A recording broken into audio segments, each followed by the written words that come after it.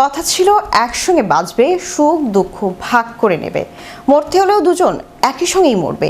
কিন্তু শেষ মুহূর্তে সব প্রতিশ্রুতি ভেঙে প্রেমিক ঝাঁপ দিল যমুনার জলে, আর প্রেমিকা পালিয়ে দূর থেকে দেখলো সেই হৃদয় বিদারক দৃশ্য। কিন্তু কি ঘটেছিল তখন? বিশ্বাসঘাতকতা নাকি অন্য সত্য? এ নিয়ে বিস্তারিত থাকছে ডেস্ক রিপোর্টে। एक व्यक्ति ने अभी कूदा यहाँ पे, जो कि लड़की इसको कूदा कर वो भाग गई। কথা ছিল একসঙ্গে বাঁচবে, সুখ দুঃখ ভাগ করে নেবে, মরতে হলেও দুজন একসঙ্গেই মরবে।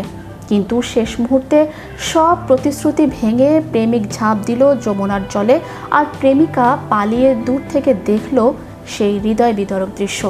কিন্তু কি ঘটেছিল তখন? বিশ্বাসঘাতকতা নাকি অন্য সত্য?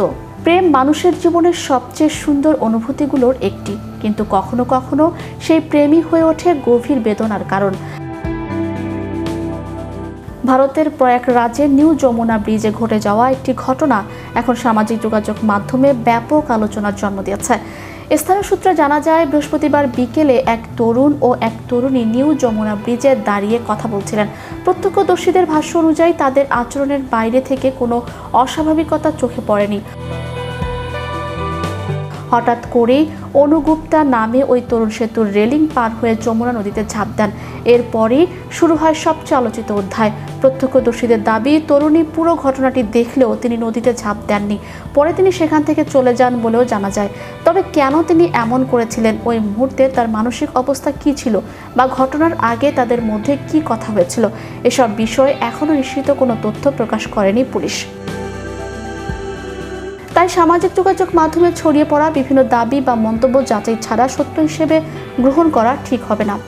খবর পেয়ে দ্রুত ঘটনাস্থলে পৌঁছে যায় পুলিশ, ফায়ার সার্ভিস ও ডুবুরি দল। যমুনার প্রবল স্রোতের মধ্যেও শুরু হয় উদ্ধার অভিযান। দীর্ঘ চেষ্টার পর জীবিত উদ্ধার করা হয় অনুগুপ্তাকে। পরে তাকে হাসপাতালে ভর্তি করা হয়।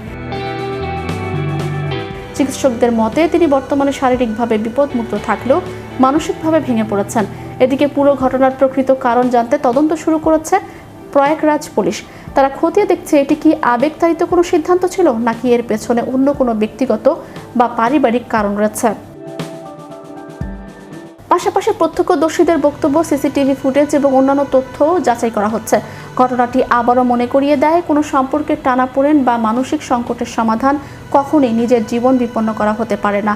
কঠিন সময় এলে পরিবার, বন্ধু কিংবা মানসিক স্বাস্থ্য বিশেষজ্ঞের সহায়তা নেয়াই সবচেয়ে নিরাপদ পথ।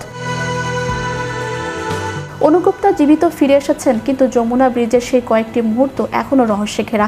শেষ মুহূর্তে ঠিক কী ঘটেছিল, কেন এমন সিদ্ধান্ত নেওয়া হয়েছিল, আর কেনই বা প্রেমিকা সেভাবে প্রতিক্রিয়া দেখালেন, এসব প্রশ্নের উত্তর মিলবে তদন্ত শেষ হওয়ার পর।